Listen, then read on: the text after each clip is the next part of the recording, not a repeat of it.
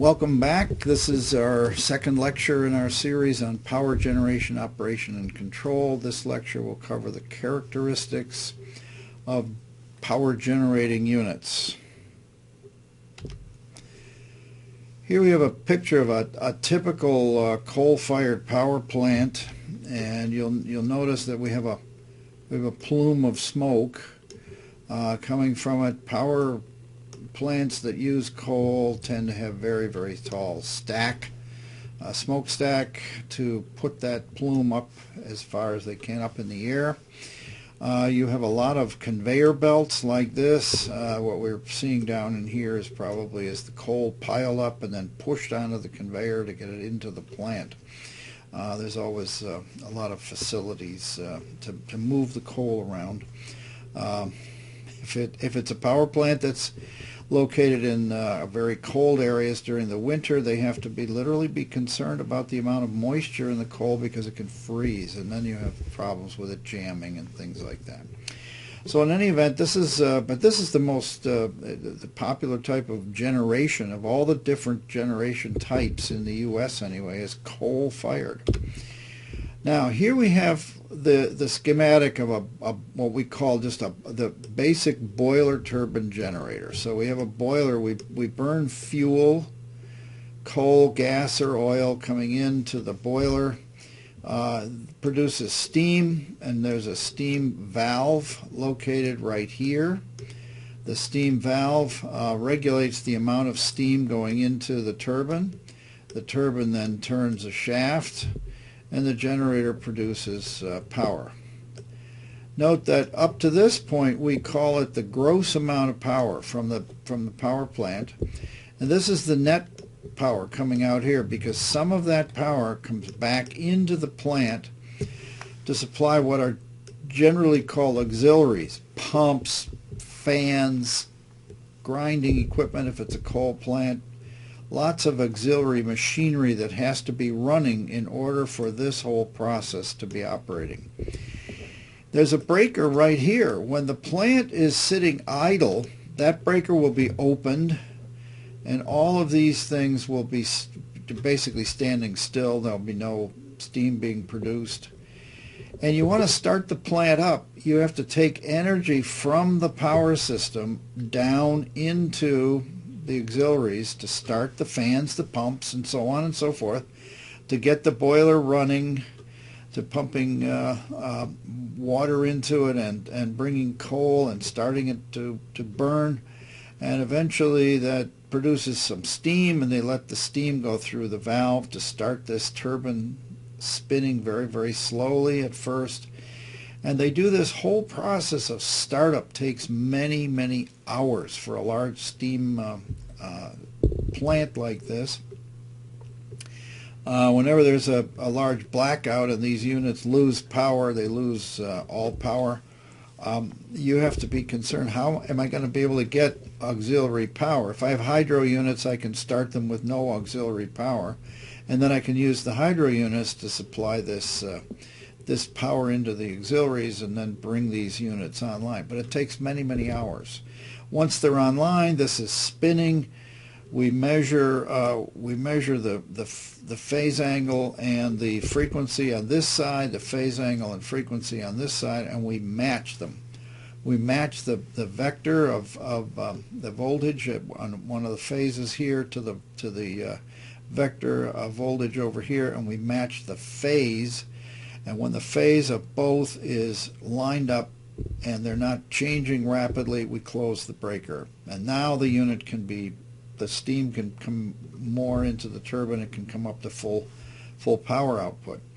But you can't simply just close the breaker when this hasn't been synchronized, because that will damage the unit by causing it to suddenly try to lock into the power system. So it's very important to get the two in phase before we start the generating plant going. We're going to talk a lot in the course of the input-output. This is basically, the input-output function is called H, and it's how much fuel input in terms of heat, energy, MBTU per hour comes in, and how much power does that produce in megawatts output? So here's the megawatts down here on this scale. And this scale, if we multiply by a fuel cost, could be a cost curve F in dollars per hour with units of dollars per hour. And that'll be very important when we get to optimization and economically operating the system. We're going to talk a lot on the next few slides about the slope of this input-output curve, delta H or delta F versus delta P. That slope is called the incremental heat rate or the incremental cost rate characteristic, and often it's a sloping curve. Sometimes it's a straight line, and it's delta H over delta P, and that characteristic has units BTU per kilowatt hour. It's energy over energy, okay? Or if you're using cost rate, it's dollars per kilowatt hour in here, right there. So these are the units of the incremental heat rate or incremental cost rate function. But there's another function called the net heat rate, where we take the H curve and divide every point. We divide every point on the H curve by the value of P. So now we have a function. It's really how much fuel input or energy input in BTU versus electrical energy output kilowatt hours. If this were the opposite curve, if the curve were plotted P over H, it would be a function that peaked somewhere. We would say this is the maximum efficiency, because we would be looking at output divided by input. That's the maximum efficiency. Well, we use heat rate, net heat rate, and we try to operate the plant right here, where we use the least amount of input to get this to get a certain kilowatt hours out of the plant. And we often use the net heat rate for ranking these generators versus each other when we're trying to select which is the next unit to put online. We often talk about approximate representations, especially for the incremental heat rate function. And oftentimes we just use straight line segments for that cost curve or that input-output curve. If we use a series of straight line segments, then the derivatives, the slopes, are a series of steps like that. If we use a quadratic function, then we get a straight line like this for delta H over delta P. We will come back and talk a lot about this incremental heat rate and how to approximate that later on. We're going to talk now about those steam valves. And if you start the unit at 0 and you gradually open the first steam valve, you get up to this much output. But now it's completely open. Now we have another valve, and I'm going to exaggerate this, but you notice that it curves up and then it curves back down. Now the second valve has opened completely all the way. And now the third valve goes from closed to open. And you look at the way it curves up. It curves and then it comes back down. These points here are called the valve points. And if you plot the incremental heat rate for this kind of generator with valve points, you have the initial one is a flat, that's a constant slope. But then the slopes do this. The slopes come very high. The slope here jumps, and then it comes back down, and it goes to a lower value. Then it jumps, and it comes back down. It jumps, and it comes back down. Optimizing the economics with these kind of functions can yield, I will say, seemingly extra savings, but you actually can't operate the power plant on these valve points. So we'll talk more about the reasons for that later on. A common header plant simply says that we have a big box, if you will, or pipe, and we have multiple boilers over here that are feeding steam. They're all feeding steam into this common box, the common header, and then different turbines are drawing steam off to operate their respective generators. Here we have a boiler that's steam going in at a high pressure here to this turbine, and then at a lower pressure the steam is coming out and going in here where it'll be used again in another turbine at a lower pressure, called a topping turbine. In this kind of power plant, called a combined cycle, we use gas. Not today, the gas is natural gas. In earlier times they used aircraft fuel, because what we have here is an engine. As in the early days, it was like taking an aircraft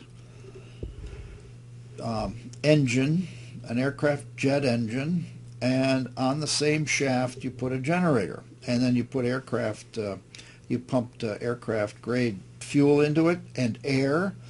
The first thing it does is compress everything. It compresses the air, mixes it with the fuel. It goes into an ignition chamber where it expands and comes out. Now in an airplane, it just comes out. There's a lot of heat going back out the backside of an aircraft engine. Well, they began to scale these up. This engines now are much larger, but essentially it's the same kind of combustion turbine. In other words, we're not putting steam into it. We're putting the fuel directly into the turbine, and it's burning inside the turbine and turning a generator. So that's what's in this building. And then you'll notice that here is a building where we go up this slope like this, and this is typical. You can recognize the combined cycle plant by the fact that this is capturing all that heat coming out, and it goes into a set of pipes that are located back here, and those pipes contain water, and the heat produces steam in those pipes, which is then used in another turbine. So we'll see that on this next slide, where we actually are going to use 4 of these. So here comes gas into the combustion turbine, or the gas turbine, which is turning a generator. But then here's the waste heat. Now it's just hot gases coming out, going through what's called a heat recovery steam generator, HRSG, heat recovery steam generator. And now we've got steam coming down over here, which goes into another turbine with another generator. Now here we had multiple steam combustion turbines feeding steam into to this generator.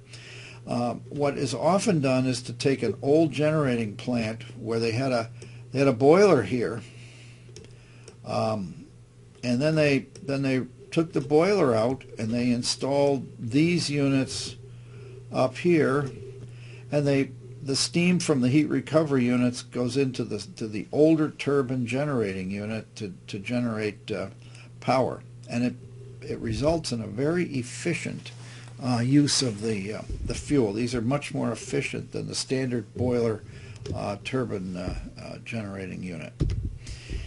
This is obviously a hydroelectric plant. This is the plant on the Niagara River. This is the Niagara River. It's flowing this way. And you draw water from above Niagara Falls through some large pipes, large conduits, to a big what's called the forebay back here, which is very deep, and they fill that with water, and they keep water flowing into there, and then the water comes down through here, and the hydro turbines are here, and then the water comes out into the river and flows. And this, of course, is the Niagara River connects Lake Erie and Lake Ontario, and is the border of the U.S. and Canada, runs right up the middle of the river. From this side, you can see a little bit of it. There's another plant. It's not identical in architecture and so forth, but it's roughly the same size. The Ceratamek power plant's on the Canadian side, Robert Moses power plant on the Niagara Falls side, 2,000 megawatts. So hydro plants are often very, very, very large. We have them out in the western U.S. Up to about 6,000, 9,000. There's one in South America at Itaipu between Brazil and Paraguay on the Parana River. 20,000 megawatts. So hydroelectric is often the first form of electricity that's brought into existence in developing countries. Because it solves several problems. It may solve flooding problems. It helps the river to become navigable, although the Niagara River here is not navigable. There's a canal that was dug many miles away that parallels the Niagara River if they want to bring ships from the ocean through the Great Lakes, but they don't navigate the Niagara River. But in any event, many big rivers can become navigable simply because it tames the water and they generate electricity. So it's often the very first form of electricity, and once it's in, you don't have to pay for the fuel, which makes it economical. Here's the impoundment here. Here's the forebay where this is all water out here in this reservoir. And the idea is there would be a valve that we would open here at the top of this, and we'd let water come down. Now the water is moving, and so it's gone from potential energy into kinetic energy. It goes through this turbine here, and it turns the shaft. Notice that the shaft of the generator is vertical, and it's turning like this. It turns much slower than the shaft of a steam turbine or gas turbine, where it could be turning 1800 or 3600 RPM. These are only turning typically a few hundred RPM, and it's done that way by putting many more poles inside this generator that's turning here. You might have 24 pole or something motor and windings inside here, but it still produces in the U.S. 60 hertz energy, or other parts of the world 50 hertz energy. The water then comes after the turbine. It comes down out here into what's called the afterbay. Very typical diagram, and we're very concerned with how far down does the water actually fall. We can draw input-output curves. Notice here we use a very interesting, in the U.S. anyway, unit that's an acre. An acre is 200 feet by 200 feet by 1 foot. It's a cubic measure of water. Many parts of the world they use cubic meters, but we use these acre feet. And so how many acre feet of water per hour will give us how much power output? And it's roughly linear all the way up to right about in here.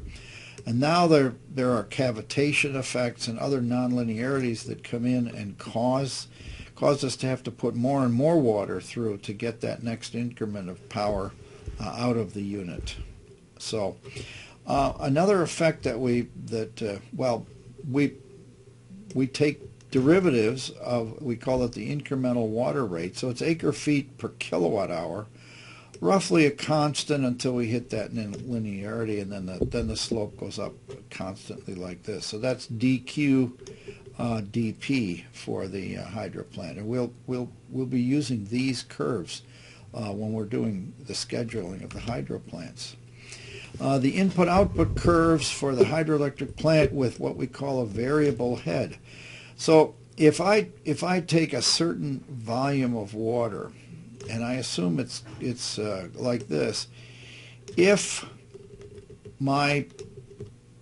after the reservoir is 400 feet deep, I get that much power. But if it's 450, if it's additional 50 feet more, I might get this much power. If it's 495, I get more power. So I like to operate the plant when the water level is very high behind the plant. And so this curve literally has another parameter, which is the head, the net head behind the water. And so for the same volume of water, if it's dropping further, it's going to pick up more energy, so we get more power out of the plant.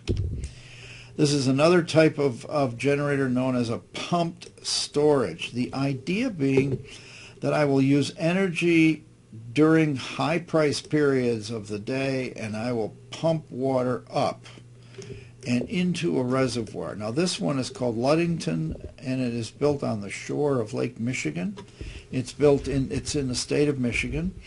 And the idea is that you force air into this pump generating unit down here and start it to spin. Then you let water come in, and suddenly it's driving water uphill. It's pumping the water up into the reservoir, and you pump for as long as you can until you fill this reservoir. And then later on you come along and you reverse. You let the water come down from the reservoir and generate. So the idea is that if for example at night when energy is very abundant and the price goes way down, then we'll buy electric energy and we'll push water up into the upper reservoir. Then during the peak hours of the day when the price for energy is very high, we take that reservoir, the same water, and we bring it back down and generate with it. And if there's a great enough price differential, we will make money. Now, this whole process of just pumping and then back generating for the same amount of water, you get back about 67%, about 2/3 of the energy that you use to in pumping is available for generating. Only 2/3. That's the relative efficiency of it. Input-output characteristics for a pump storage unit. We like to say that there's the pumping there, and in reality we don't vary the pumping. We don't do much with this. We operate it right at a certain constant value for pumping, and we just pump until the reservoir is filled or until we have to stop pumping at a certain time. Here's our standard. Whenever we're generating, we can vary the power output. The power can be varied back and forth over this range like this.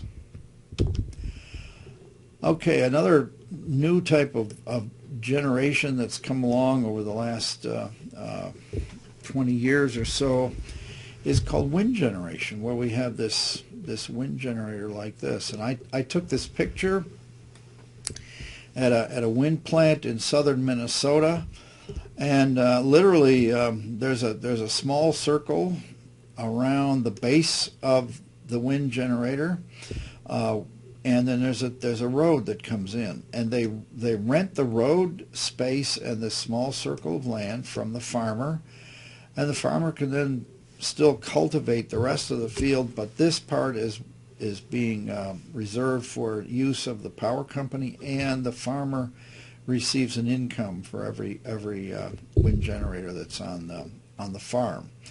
And I want to encourage you, those of you that really want to get in to understand how these work, notice that the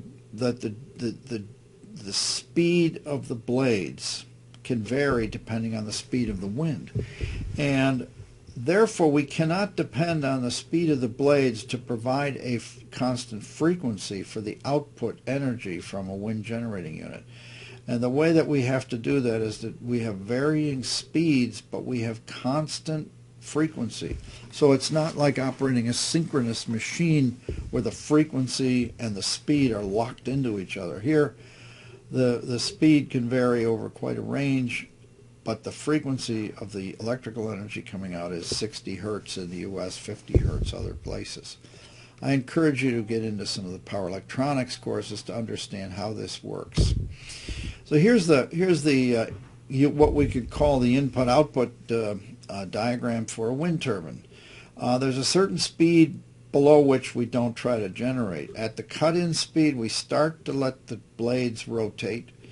The blades rotate as the speed goes from 3.5 to 14, and the output climbs up this curve like this.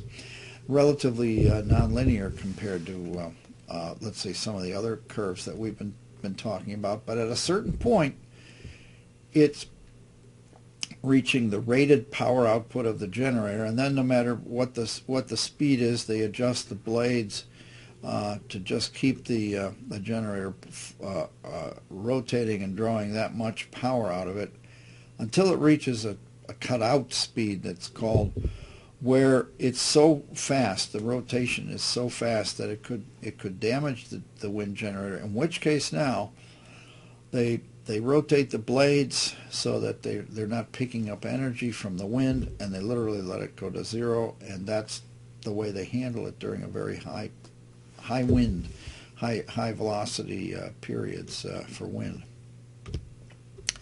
One of the things that's interesting to think about, a single wind generator, the output goes up and down, sometimes very radically up and down like this during certain hours. It gets faster, and so that's because wind is not a constant phenomenon. But if you take a large number of these, we take a group of wind generating plants and we put them together, this gets to be a lot smoother. And here this is data for German wind turbines in Germany.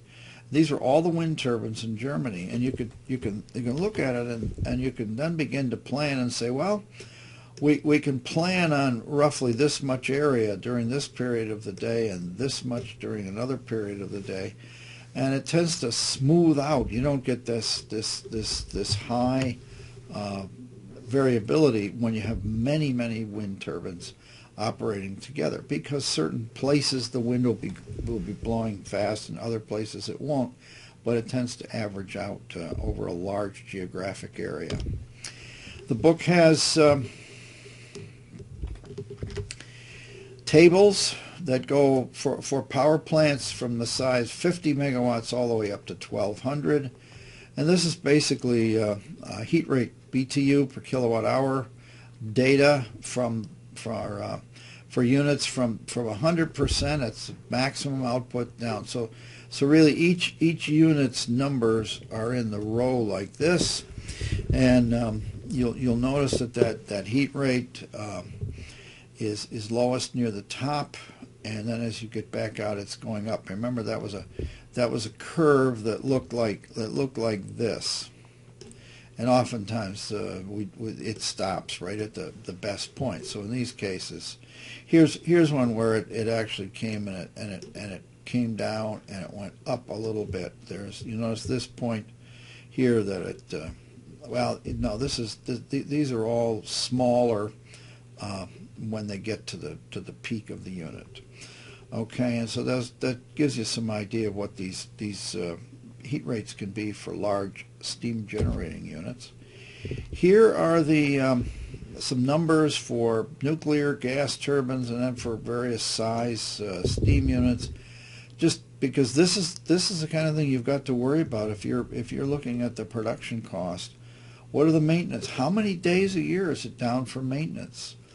How often is it forced out? In other words, what percentage of the time is the plant operating, and what percentage of the time is it down for some sort of maintenance? If you think about your automobile is not 100% availability. Sometimes it's in the garage having minor repairs or major repairs. And you would like it to be 100%. Well, so would the operators of the power plants like to have that be 100%, but it varies all the way from 72 up into the 80s, 90 for gas turbine units. Our last slide here talks about fuel price, the price of fuel, and we have a figure from the Department of Energy in the U.S. Now this is some yearly prices up to 2001, and then we go all the way up to 2006. And notice the variability, that we go from about $3 per MBTU. And by the way, this is the way they express it. You will see BTU, but it's the same as if I had written MBTU. In the book, we used MBTU, and it just means 10 to the 6 BTU. And so this would be 1,000, but it means the same thing. And want to make sure that's clear. So it goes from about $3 per MBTU all the way up to 11.5 or almost 12, factor of 4, the price of natural gas over this period, which is about a 5-year period. Natural gas has often had a fairly volatile price. So does petroleum. But when we look down here, we want to notice the price of coal. Here's the price of coal. It hasn't changed that much. It hasn't changed that much. It hasn't even gone through a multiple. So the price of coal tends to be contracted for long periods of time, and its price is very economical compared to some of these other fuels. So thank you. We hope that you have enjoyed this lecture, and we look forward to seeing you on our next lecture.